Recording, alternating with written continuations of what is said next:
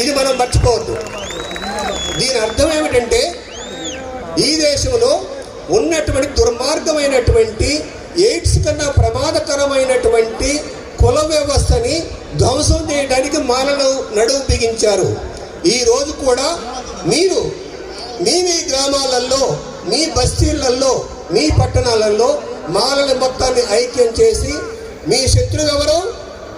మీ శత్రువు మాదిగ సమాజం కాదు.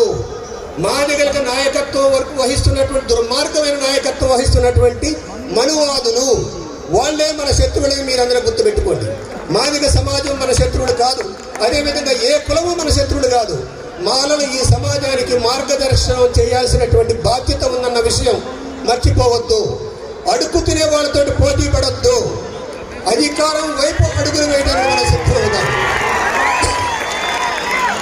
మిత్రులారా, మీ అందరూ కూడా మీ ఇళ్లలో ప్రతిరోజు మీ చిన్న పిల్లల దగ్గర నుంచి పెద్దవాళ్ళ వరకు కూడా బాబాసాహెబ్ అంబేద్కర్ అందించినటువంటి రాజ్యాంగ పీఠికను చదివించేటువంటి అలవాటు చేయండి.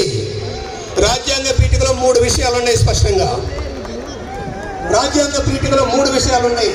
స్వేచ్ఛ, సమానత్వం, సౌభ్రాతృత్వం. ఈరోజు దేశం ప్రమాదంలో ఉంది. దేశం ప్రమాదం ఎవరి వల్ల ఉందంటే మనువాదుల చేతుల్లో ఉన్నటువంటి రాజ్యం వల్ల ప్రమాదంలో ఉంది.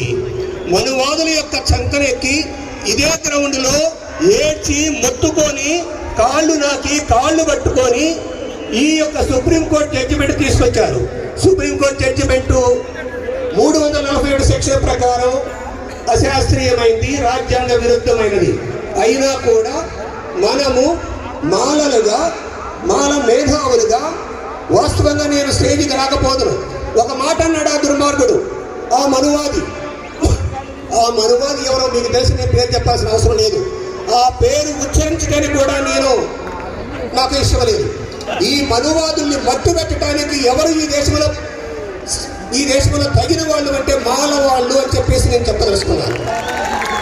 ఈ బాధ్యత మనం పార్టీలకు అతీతంగా ఉన్నటువంటి అన్ని పార్టీలో ఉన్నటువంటి మాల పెద్దలు ఎవరైతే ఉన్నారో, రాజకీయ నాయకులు ఎవరైతే ఉన్నారో, సంఘ నాయకులు ఎవరైతే ఉన్నారో, బస్తీ నాయకులు ఎవరైతే ఉన్నారో, వీళ్ళందరినీ ప్రమాదంలో ఉంది కాబట్టి, రాజ్యాంగం ప్రమాదంలో ఉంది కాబట్టి, ఈ దేశంలో ప్రజాస్వామ్యం ప్రమాదంలో ఉంది కాబట్టి, ఈ ప్రమాదానికి నెట్టుతున్నటువంటి దుర్మార్గుల పట్ల శత్రుత్వం ఉన్నా పర్వాలేదు. కానీ ఏ సమాజం పట్ల మామూలుగా కూలినారు చేసుకుని వాళ్ళ పట్ల మీరెవరు కూడా వ్యతిరేకత చూపిద్దని చెప్పేసి మీకు మనవి చేస్తూ, మీకు విజ్ఞప్తి చేస్తూ, ఈ దేశంలో ఉన్నటువంటి